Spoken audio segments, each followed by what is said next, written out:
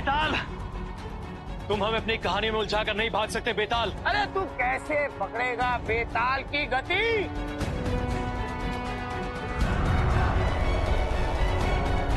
ठहर जाओ बेताल। बड़ा हड्डी है तू, पर तुझसे भी बड़ा हड्डी है वो सूर्य। देख देख वो सूर्य, तू जब नहीं था तब भी वो था, जब तू नहीं होगा तब भी वो होगा।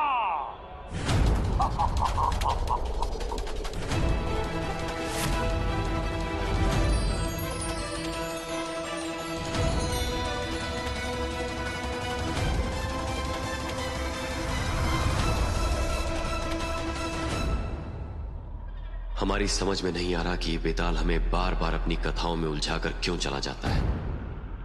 हमें ये पता लगाना ही होगा कि ये कहानियां सुनाने के पीछे उसका उद्देश्य क्या है। राजन,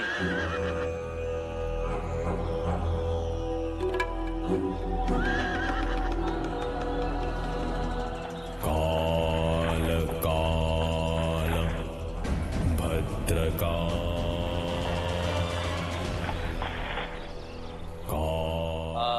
महल जाने में तुम्हें कहीं देर ना हो जाए, इसलिए मैं तुम्हारा अश्व भी यहाँ ले आया। थक गए होगे ना तुम प्रेत घाटी जाते आते। वैसे तुम्हारा ये अश्व भी तुम्हारे यान की तरह कहीं रुक तो नहीं जाएगा? हमने आपसे पहले भी कहा है सन्यासी, हमसे सीधी बात कीजिए। बातों में उलझाना हमें पसंद नहीं। सीधी बात तुम्हारी समझ में आती कहाँ है राजन? मैंने तुमसे पहले भी कहा था कि बेताल की कहानी समाप्त होने से पहले ही तुम उस घाटी से बाहर आ जाना, किंतु नहीं। यहाँ सन्यासी की सुनता कौन है? क्या लगता है आपको हमने प्रयास नहीं किया?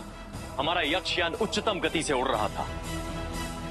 हम बेताल को लेकर प्रेत घाटी से निकलने ही वाले थे कि अचानक बेताल ने अपनी माया से हमारे यान को रोक दिया।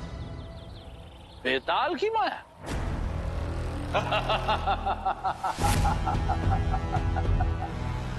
कहीं ऐसा तो नहीं राजन कि बेताल के प्रश्नों का उत्तर देने में तुम्हें आनंद मिल रहा हो?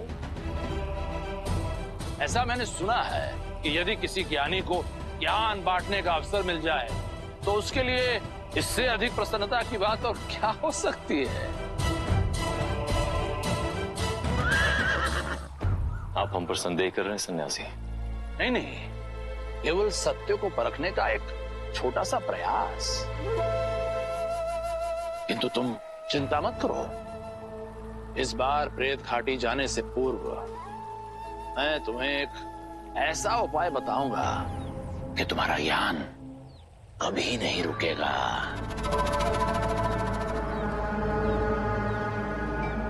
हमें सूर्यास्त की प्रतीक्षा रहेगी।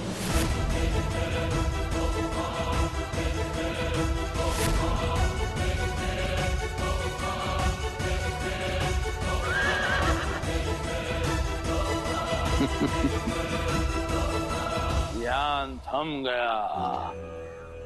बेताल, तेरी माया।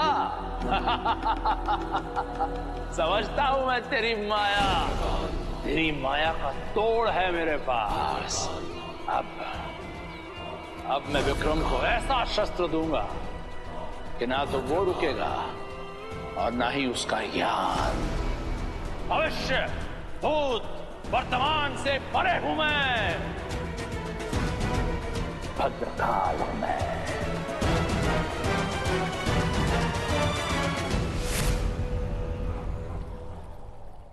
भद्रकाल, जितनी दुर्बुद्धि लगानी है लगा ले, पर ये बेताल तेरे हाथ नहीं लगेगा। एक काम तूने बहुत अच्छा किया जो राजा विक्रम को मेरे पास भेज दिया। बड़ा गुणी है राजा विक्रम, पर थोड़ी थार की आवश्यकता है। पर तू चिंता न कर, भद्रकाल तेरा मित्र है। बेताल, तेरी मृत्यु के लिए विक्रम की तलवार पर मैं लगा दूंगा।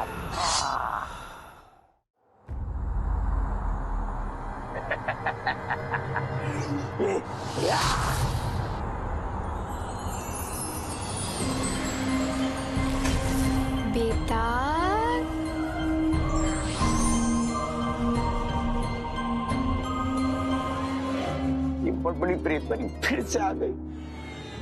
बड़ बड़ बड़ बड़ बड़ बड़ बोलेगी और मेरे मौन के आनंद को सुरसा की तरह निकल जाएगी। बड़बड़ाने को तू मौन कहता है बेताल? मैं बड़बड़ करूं या मौन रहूं, तुझे इससे क्या? ये क्या तरीका है कि तुम जब चाहो तब मुझे तंग करने के लिए चली आती हो? मैं कोई राजा विक्रमादित्य हूँ क्या? ये राजा विक्रमादित्य की प्रशंसा थी या आलोचना? मैं कोई आलोचक नहीं हूँ, ना प्रशंसक हूँ। मैं केवल प्रश्न करता हूँ। प्रश्न करना बहुत आवश्यक है। प्रश्न नहीं होंगे तो समस्याओं का पता कैसे चलेगा, और समस्याओं का पता नहीं चलेगा तो समाधान कैसे होगा? एक ही बात में इतने सारे प्रश्न। तो कितने प्रश्न करता है बेताल? मुझसे अधिक भी और कोई प्रश्न करता है। पता है कौन? बच्चे। बच्चे? लेकिन तुम जैसे माता पिता उन्हें डांट फटका कर चुप कर देते। बच्चों को प्रश्न पूछने से रोकना नहीं चाहिए। चल पूछ, क्या प्रश्न है तेरा? बेताल, तू किस बात पर इतना प्रसन्न है जो कब से बड़बड़ कर रहा है? विक्रम की सफलता पर। सफलता? हैं? पर वो तो खाली हाथ लौट गए, बिना तुझे लिए। फिर कैसी सफलता? ये प्रेत परी, तेरी बुद्धि का विकास कभी कभी नहीं होगा। अरे उसकी ये हार ही उसकी जीत है। उसने ये तो सिद्ध कर दिया कि उसे न्याय की गहरी समझ है। अब देखना ये है कि ये न्याय की गहरी समझ उसे शास्त्र रटने से मिली है या जीवन के अनुभव से। बेताल, अब तू क्या करने वाला है? इस बात की परख कि स्वयं न्यायशील विक्रमादित्य और उसके जीवन पर जब पड़ेगी अन्याय की मार, तब क्या करेगा वो इस बाधा को पार? किस हद तक जा सकता है तुम्हारा राजा विक्रमादित्य महान?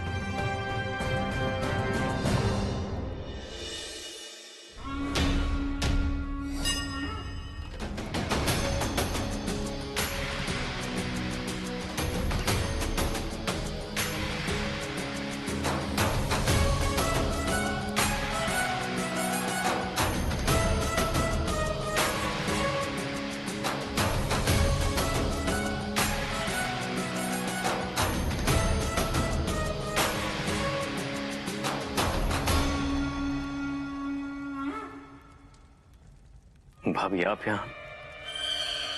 क्यों देवर जी, क्या मैं आपका स्वागत नहीं कर सकती?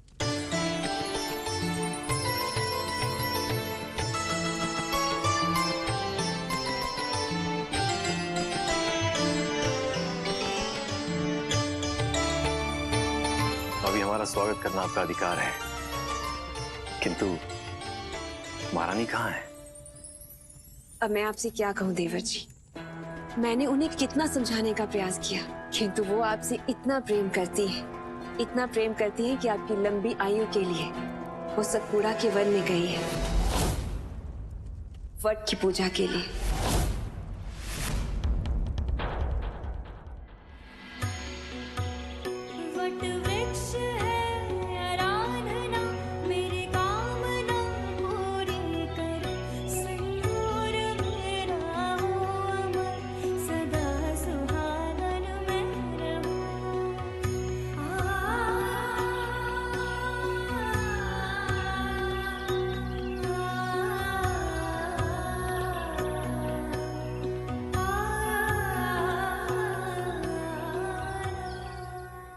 सतपुड़ा के वन में?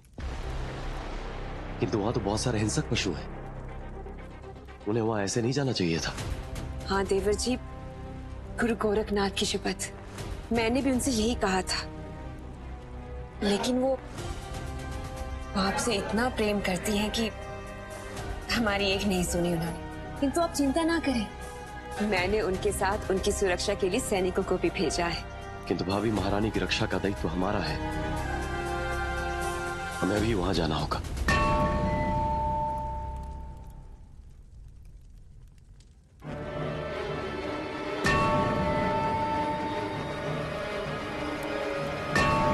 न्याय का घंटा अभी।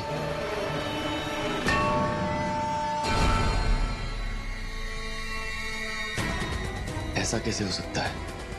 हमारी न्याय प्रिय उज्जैनी में किसके साथ अन्याय हो गया? एक राजा का प्रथम धर्म होता है प्रजा को न्याय दिलाना। हम अभी राज दरबार जाते हैं।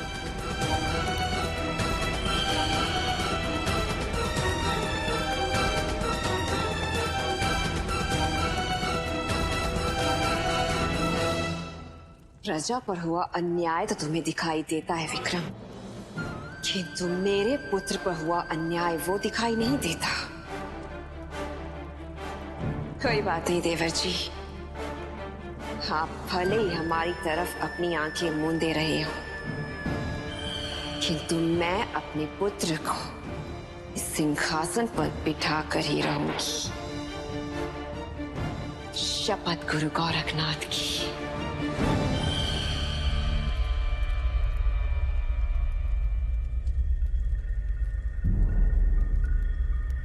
कहिए देवी, न्याय की इस नगरी में क्या न्याय हुआ आपके साथ?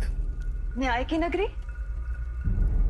महाराज, आपकी इस न्याय की नगरी में मेरे सिंदूर के साथ अन्याय हुआ है। मेरी ममता के साथ अन्याय हुआ है। एक पिता के साथ अन्याय हुआ है। आपकी इस न्याय की नगरी में मेरे पूरे परिवार के साथ अन्याय हुआ है।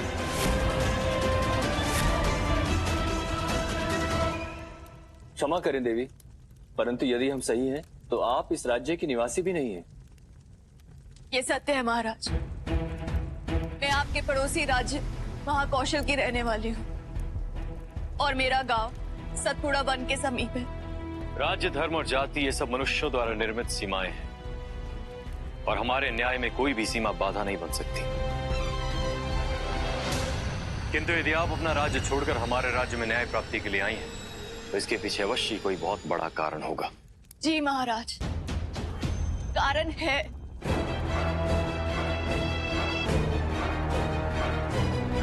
कारण है ये तीर जिससे हमारे पति की मृत्यु हुई है।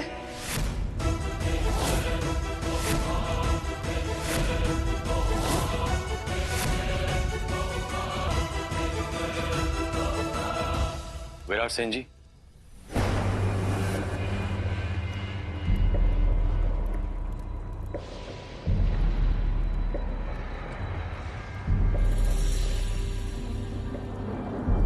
महाराज, ये तो राष्ट्रीय तीर है।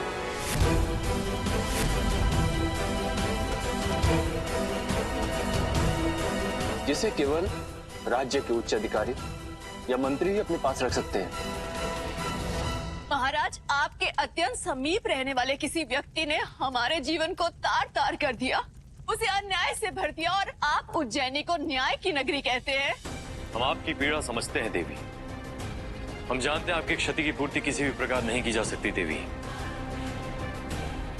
और हम आपको विश्वास दिलाते हैं कि आपके साथ पूर्ण न्याय होगा। सर्वो दंड जितो लोको। संसार में बुरे कार्य करने वालों, अपराध करने वालों और अन्याय करने वालों को केवल दंड द्वारा ही नियंत्रित किया जा सकता है। हम चक्रवर्ती सम्राट विक्रमादित्य आपको वचन देते हैं, जिस किसी ने भी आपके पति की हत्या की है, चाहे वो हमारे कितने ही समीप क्यों ना हो, हम उसे आपकी इच्छानुसार दंड देंगे।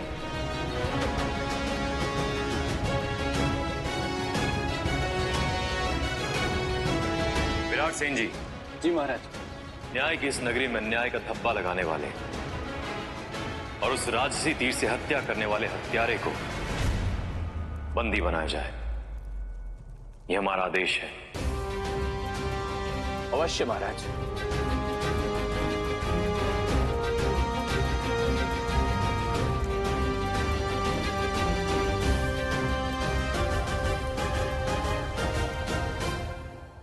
हे प्रेत परी, अब होगी वास्तविक परीक्षा। क्या सचमुच में है न्यायशील विक्रम, या ये है उसका वहम? बेताल, इतना प्रसन्न मत हो, वो कोई साधारण पुरुष नहीं है। न्याय पुरुष राजा विक्रमादित्य है। ऐसा न्याय करने में उन्हें क्षण भर भी नहीं लगेगा। हे प्रेत परी, तुझे न्याय के बारे में पता क्या है? न्याय जब अपनी भावनाओं से, व्यक्तिगत लाभ और हानि से, सगे संबंधियों के प्रेम और जीवन से जुड़ा होता है, तब अच्छे अच्छे न्याय का तट छोड़कर स्वार्थ की जलधारा में बह जाते हैं। पर राजा विक्रमादित्य ऐसे नहीं है।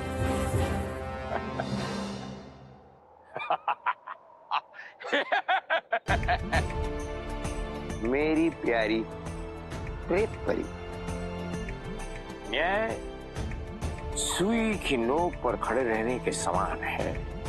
अब देखना यह है कि राजा विक्रमादित्य कब तक सुई की इस नोक पर खड़ा रह पाएगा।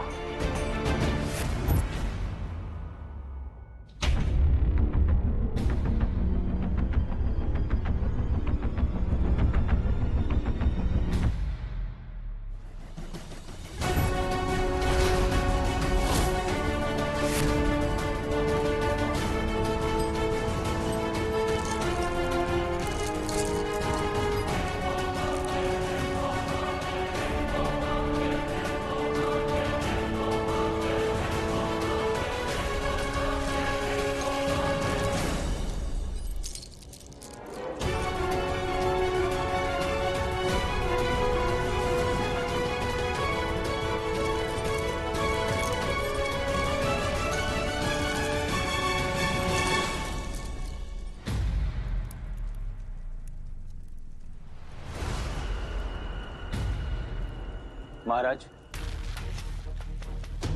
इन्हें इस प्रकार बंदी बनाने के लिए मैं क्षमा प्रार्थी हूं, परंतु महाराज मैं विवश था। जिस अपराधी को खोजने का आदेश आपने मुझे दिया था, वो अपराधी कोई और नहीं, यही है।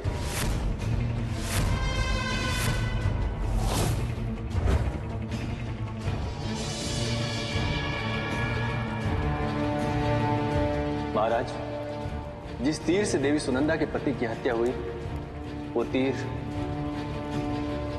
महारानी ने चलाया था।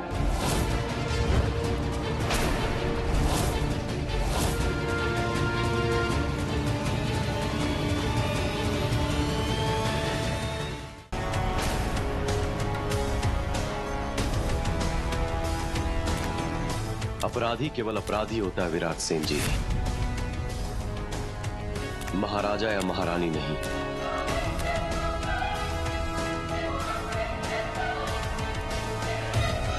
देवी पद्मिनी,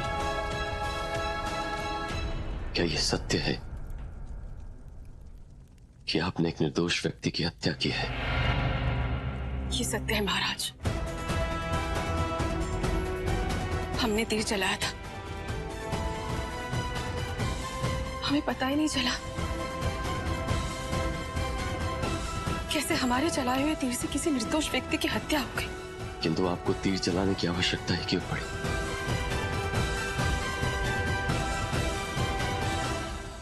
हम तो अपने सुहाग की रक्षा के लिए वट पूजा करने सतपुड़ा गए थे, परंतु वहां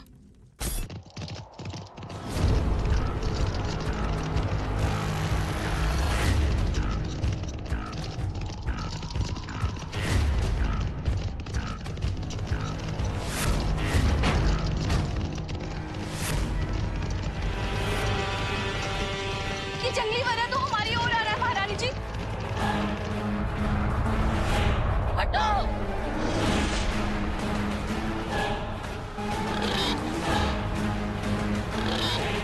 धनुष, ये क्या किया महारानी जी आपने? हमारा संकट अपने ऊपर ले लिया।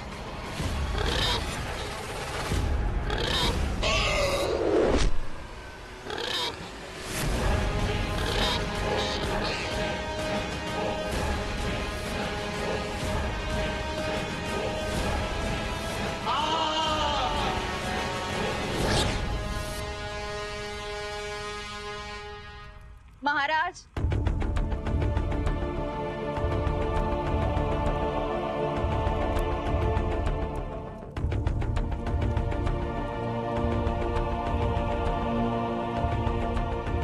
अपने पति के हत्यारे को बेड़ियों में जकड़ा हुआ देखने के लिए हम रात भर जागते रहे। एक स्त्री से उसके जीवन के सब रंग छीन लेने वाला अपराधी पकड़ा गया, अथवा नहीं महाराज?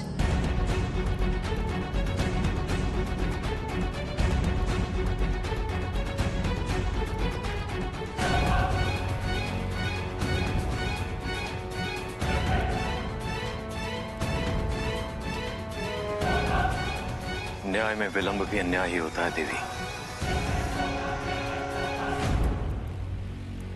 आपका अपराधी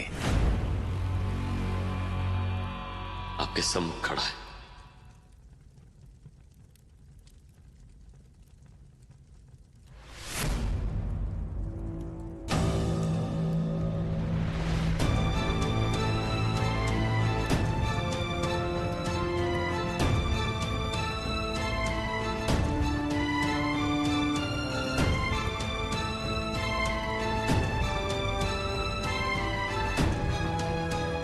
स्त्री होके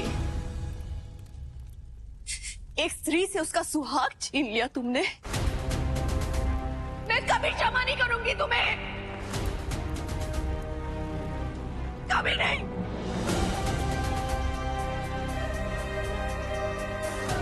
महाराज, यदि इसने मेरे पति की हत्या की है तो अब तक इसे दंड क्यों नहीं दिया आपने?